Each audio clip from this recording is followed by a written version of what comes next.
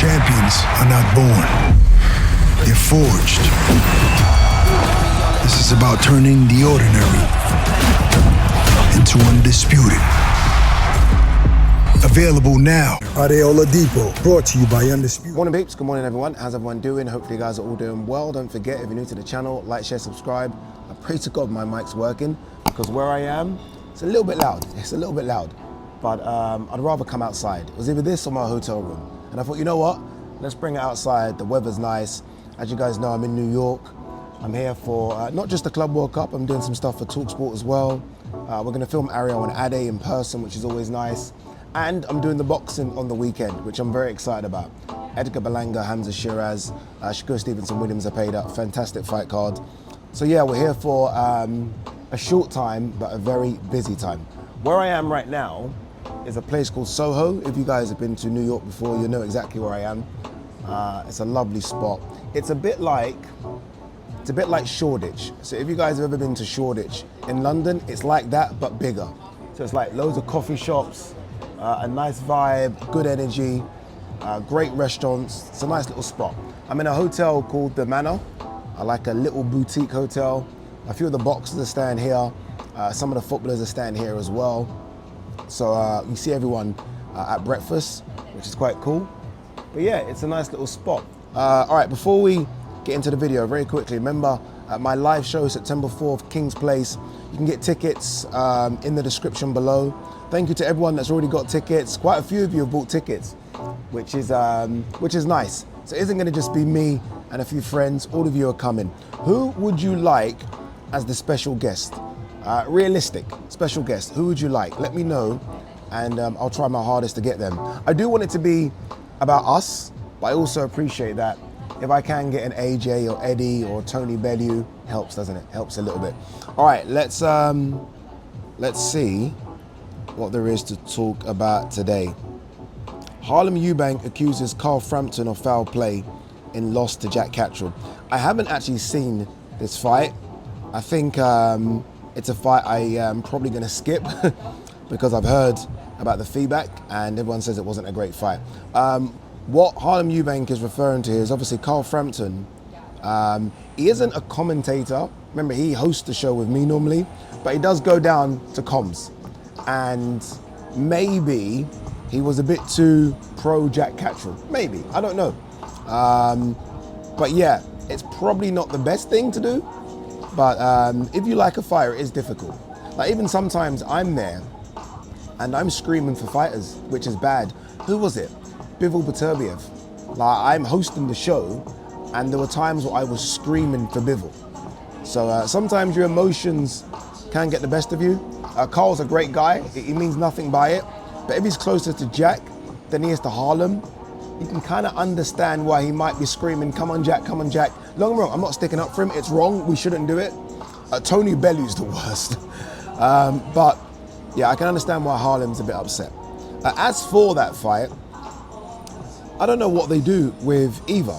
It's easier to match Harlem, because I think we all kind of know what Harlem's level is. But for Jack Catterall, that's a bit more of an issue, right? Because Jack, at least for me, is a world level fighter. But his performances, his last two haven't been great. So Sam's gonna have to do a bit of magic here. Does he stay at 147?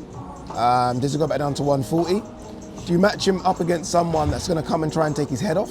Because when it's boxer versus boxer, those matchups can be a bit boring. Like the Prograis fight wasn't too bad, because Prograis was trying to take his head off, but even that became a bit boring at the end, didn't it? So, I don't know what they do. Maybe they just go the Josh Taylor fight. Like initially, I was saying they maybe should skip that, but maybe, because that seems to be a good fight. They both bring out this anger in each other, and it turns into a good scrap. Maybe you just do that. I don't know. Looking for legendary status, EDGAR BERLANGA envisions run at heavyweight. No, absolutely no chance. I mean, a run at light heavyweight, absolutely.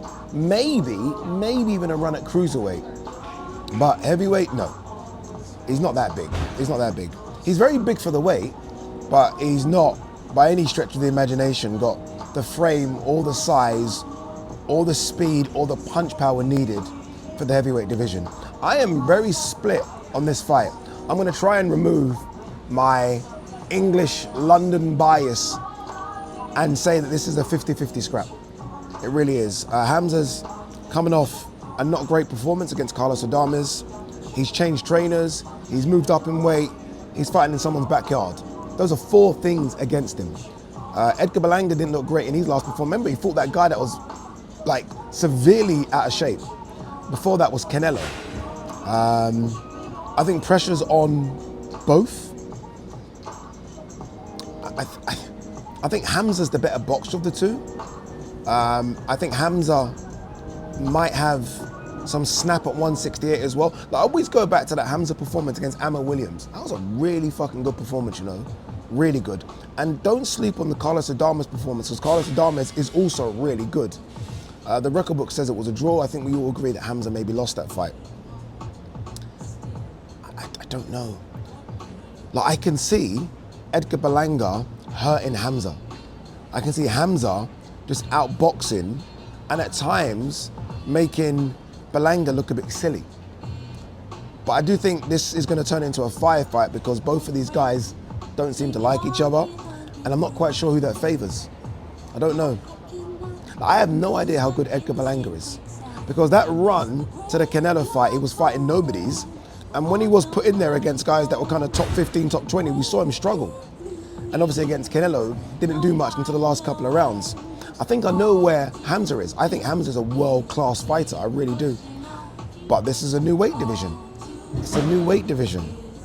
It's a new trainer. Like, will he revert back to type when things start to maybe go a bit wrong for him? I don't think he will. I'm just sort of putting it out there. I'm gonna go Hamza wins this one, but he's gonna have to come through something. He came through something against Ammo, by the way, but Edgar's so aggressive.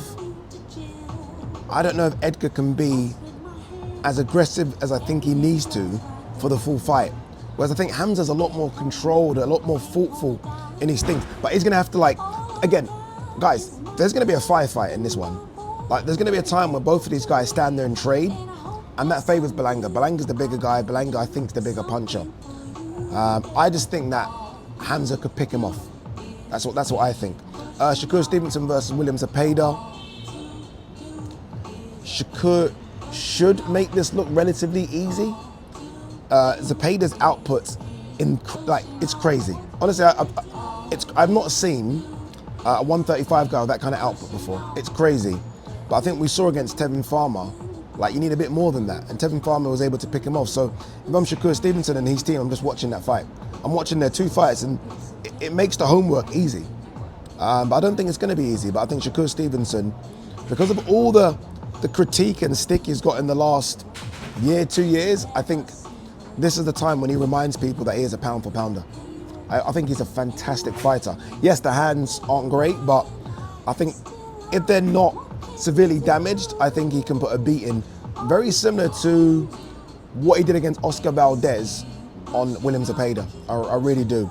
Matias Puello is a great fight. I'm gonna go Puello, and I hope my boy David Morrell gets a comeback win as well.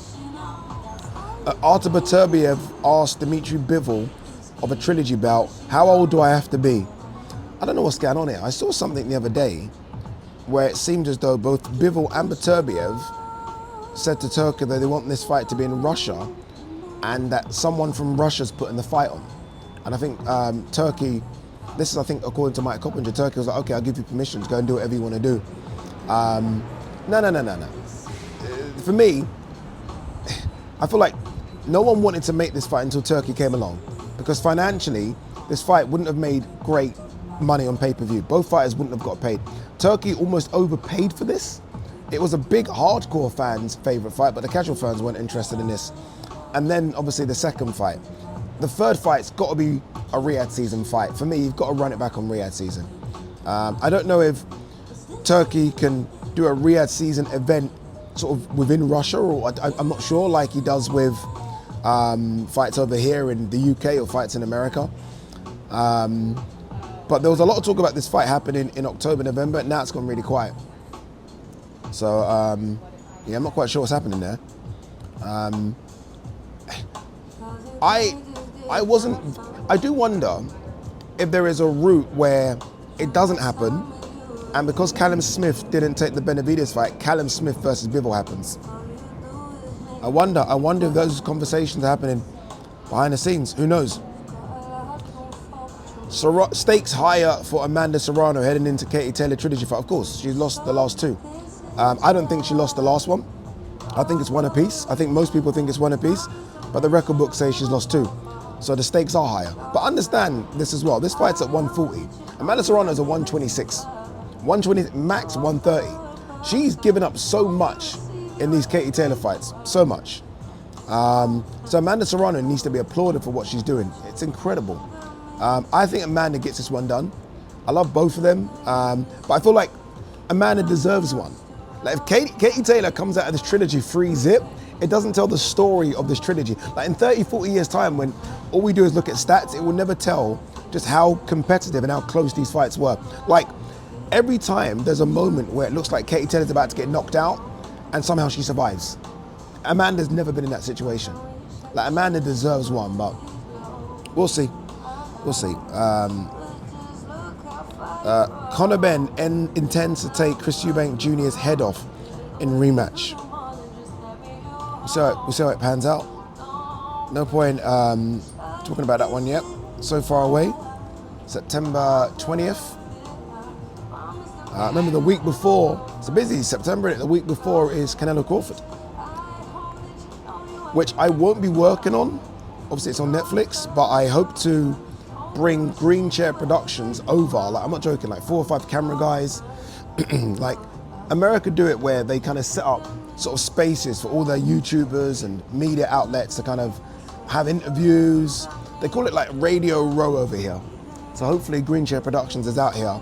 Me and I don't know who else, maybe G-Man.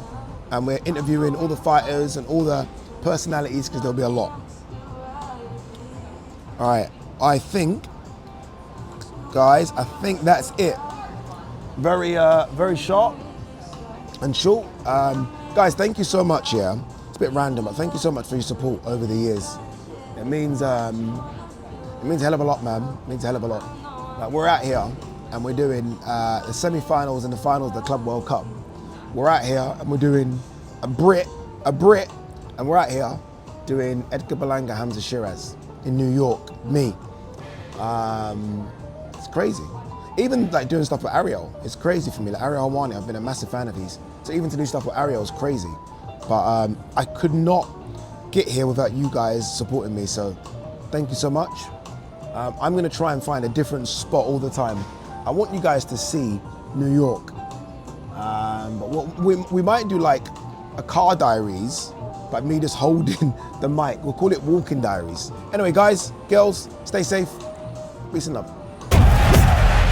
Champions are not born, they're forged. This is about turning the ordinary into undisputed. Available now. Ade Gman, brought to you by Undisputed.